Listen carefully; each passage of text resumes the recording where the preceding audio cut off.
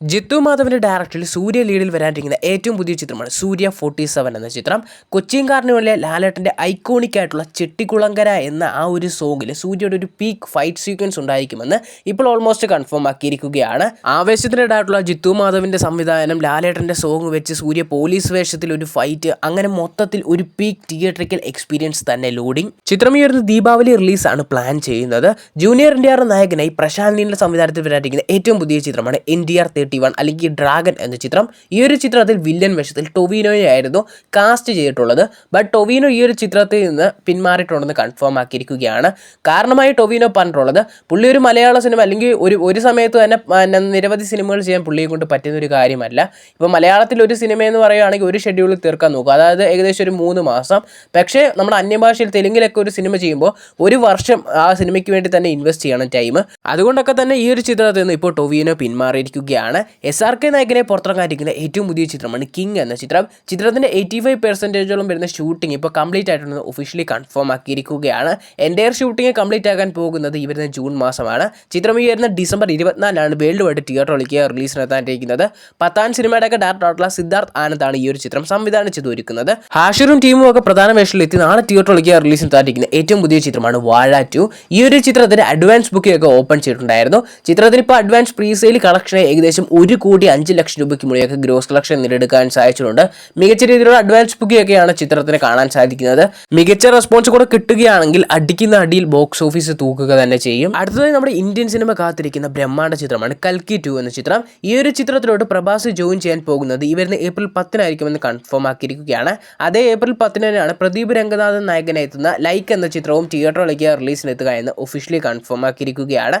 പടക്കളം, echo പോലുള്ള സിനിമകൾക്കൊക്കെ ശേഷം സന്ദീപ് നായകനെ പുറത്തിറങ്ങാനിരിക്കുന്ന ഏറ്റവും പുതിയ ചിത്രത്തിന്റെ അപ്ഡേറ്റ് വന്നിരിക്കുകയാണ്. ഈ ഒരു ചിത്രം ഡയറക്റ്റ് ചെയ്യാൻ പോകുന്നത് കിരൺ ജോഷിയാണ്. ഈ ഒരു ചിത്രത്തിന് വേണ്ടി തിരക്കഥ ഒരുക്കുന്നത് പ്രേമലു ചിത്രത്തിനൊക്കെ തിരക്കഥ ഒരുക്കിയിട്ടുള്ള അരുൺ രാജാണ്. ഇതൊന്നും പോരാഞ്ഞിട്ട് ഈ ഒരു ചിത്രം നിർമ്മിക്കാൻ പോകുന്നത് ഭാവന സ്റ്റുഡിയോസ് ആയിരിക്കുമെന്ന് കൺഫേം ആക്കിയിരിക്കുകയാണ്. മാരി സെൽവരാജിന്റെ ഡയറക്ടറിൽ ഒരു ധനുഷ് ചിത്രം വരാൻ പോവുകയാണ്.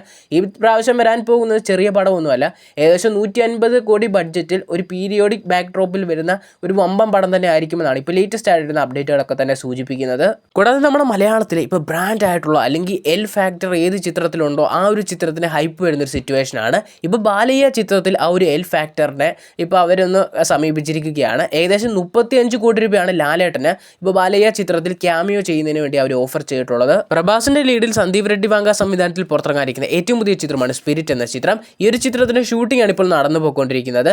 ഈ ഒരു ചിത്രത്തിൽ വില്ലനെത്തുന്ന വിവേക് ഒബ്രോയുടെയും പിന്നെ ആശാബ് ദിത്വിയുടെയൊക്കെ തന്നെ ഡൽഹിയിൽ ഉൾപ്പെടെയുള്ള അല്ലെങ്കിൽ ഡൽഹി ഗോവയിൽ ഉൾപ്പെടെയുള്ള ഷെഡ്യൂളൊക്കെ തന്നെ ഇപ്പോൾ ഏകദേശം കംപ്ലീറ്റ് ആക്കിയിരിക്കുകയാണ്. തമിഴ് സിനിമയിൽ നമ്മൾ അങ്ങനെ കാണാത്തൊരു സംഭവമാണ്. ചെറിയ സിനിമകളൊക്കെ അവിടെ ഹിറ്റ് അടിക്കുക അല്ലെങ്കിൽ അവിടെ വിജയിക്കുമെന്ന് പറഞ്ഞാൽ കുറച്ച് പാടാണ്. ബട്ട് ഇപ്പോൾ ഒരു സർപ്രൈസ് ഹിറ്റ് അവിടെ സംഭവിച്ചിരിക്കുകയാണ്. യൂത്ത് എന്നാണ് ചിത്രത്തിന് പേരായി വരുന്നത്. വെറും 7 കോടി രൂപ ബഡ്ജറ്റിൽ വന്ന ചിത്രം ഇപ്പോൾ ഏകദേശം വേൾഡ് വൈഡ് ആയിട്ട് 56 കോടി രൂപ സ്വന്തമാക്കിയിട്ടുണ്ട്. അതിൽ 40 കോടി രൂപയോളം ചിത്രം സ്വന്തമാക്കിയിട്ടുള്ളത് തമിഴ്നാട്ടിൽ നിന്ന് മാത്രമാണ്. ഓവർസീയിൽ നിന്ന് 7 കോടി രൂപ മാത്രം കളക്ട് ചെയ്തിട്ടുണ്ട്. അങ്ങനെ മൊത്തത്തിൽ 56 കോടി രൂപ കളക്ട് ചെയ്ത് ഭയങ്കര രീതിയിലുള്ളൊരു സാമ്പത്തിക ലാഭം തന്നെ ഈ ഒരു ചിത്രം സ്വന്തമാക്കി ബ്ലോക്ക് ബസ്റ്റർ വിജയമായി മാറിയിട്ടുണ്ട് ജസ്റ്റ് 13 ദിവസം കൊണ്ട് തന്നെ. ആലി അല്ലു കോംബോയിൽ വരാനിരിക്കുന്ന ഏറ്റവും പുതിയ ചിത്രമാണ് AA22 എന്ന ചിത്രം. ചിത്രത്തിന്റെ ഫസ്റ്റ് ലുക്കും ടൈറ്റിലും ഇനി പുറത്തിറങ്ങാൻ പോകുന്നത് ഈ വരുന്ന ഏപ്രിൽ 8 ഒഫീഷ്യലി കൺഫേം ആക്കിയിരിക്കുകയാണ്. അതിനുശേഷം വരാനിരിക്കുന്ന പ്രൊജക്റ്റാണ് ലോകേഷുമായിട്ട്.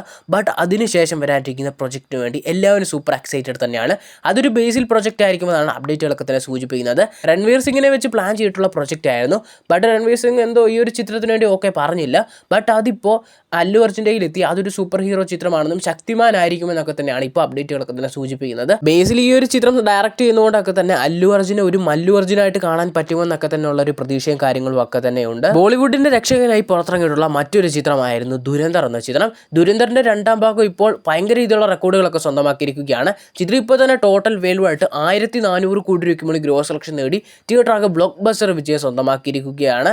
ഈ രീതിയിലാണ് ഈ ഒരു ചിത്രത്തിന്റെ കളക്ഷൻ പോകുന്നതെങ്കിൽ ബാഹുബലി 2 ഒക്കെ കളക്ഷൻ റെക്കോർഡ് ബ്രേക്ക് ചെയ്യുമെന്നൊക്കെ തന്നെയാണ് എക്സ്പെക്ട് ചെയ്യുന്നത്.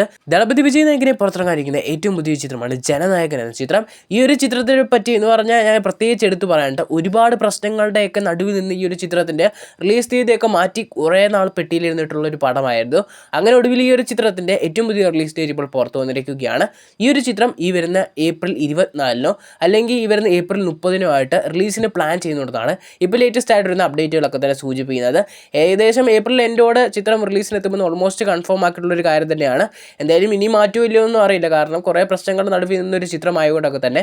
ഇപ്പോൾ വരുന്ന ലേറ്റസ്റ്റ് അപ്ഡേറ്റുകൾ പ്രകാരം ഏപ്രിൽ 24 അല്ലെങ്കിൽ ഏപ്രിൽ 30 ചിത്രം തിയേറ്ററിലേക്ക് റിലീസിനെത്തുമെന്ന് ഓൾമോസ്റ്റ് കൺഫേം ആക്കിയിരിക്കുകയാണ്. നമ്മുടെ മലയാളത്തിൽ ഭയങ്കര രീതിയിൽ തരംഗമായി മാറിയിട്ടുള്ള ഒരു ഫ്രാഞ്ചൈസ് ആയിരുന്നു ആട് ഫ്രാഞ്ചൈസ്. ആട് ഫ്രാഞ്ചൈസിൽ നിന്ന് ഏറ്റവും ഇതായി പുറത്തിറങ്ങിയിട്ടുള്ള ആട് 3 എന്ന ചിത്രം 100 കോടി രൂപയ്ക്ക് മുകളിൽ ഗ്രോസ് കളക്ഷൻ നേടി ബ്ലോക്ക് ബസ്റ്റർ വിജയമൊക്കെ സ്വന്തമാക്കിയിട്ടുണ്ടായിരുന്നു. ഇനി എല്ലാവരും കാത്തിരിക്കുന്ന ആട് 4 വേണ്ടിയാണ്. അങ്ങനെ എല്ലാവരും കാത്തിരുന്ന ആട് 4 ഒരു അപ്ഡേറ്റ് പുറത്തിറങ്ങിയിരിക്കുകയാണ്. ഇപ്പോൾ വരുന്നൊരു റൂമർ അപ്ഡേറ്റ്, ഇൻസൈഡ് അപ്ഡേറ്റ് എന്നൊക്കെ പറയാൻ പറ്റുന്ന ഒരു അപ്ഡേറ്റ് ആണ് ഇത്. ഈ ഒരു ചിത്രത്തിന് ഷൂട്ടിംഗ് ആരംഭിക്കാൻ പ്ലാൻ ചെയ്തുകൊണ്ടിരിക്കുന്നത് അടുത്ത വർഷം ആദ്യം അല്ലെങ്കിൽ ഒരു ഫസ്റ്റ് ക്വാർട്ടറിലായിട്ടാണ് ഈ ഒരു ചിത്രത്തിന് ഷൂട്ട് തുടങ്ങാൻ ഇപ്പോൾ നിലവിൽ ചിത്രത്തിലെ ടീം ആയാലും പ്ലാൻ ചെയ്തിട്ടുള്ളത്. എന്തായാലും ചിത്രത്തിൻ്റെ 3-ാം ഭാഗത്തിന് ഭയങ്കര റെസ്പോൺസ് കിട്ടിയതുകൊണ്ടൊക്കെ തന്നെ 4-ാം ഭാഗം അതിലും വലിയൊരു ഐറ്റം ആയിരിക്കുമെന്നൊക്കെ തന്നെ ഉള്ളൊരു എക്സ്പെക്ടേഷൻ ഉണ്ട്.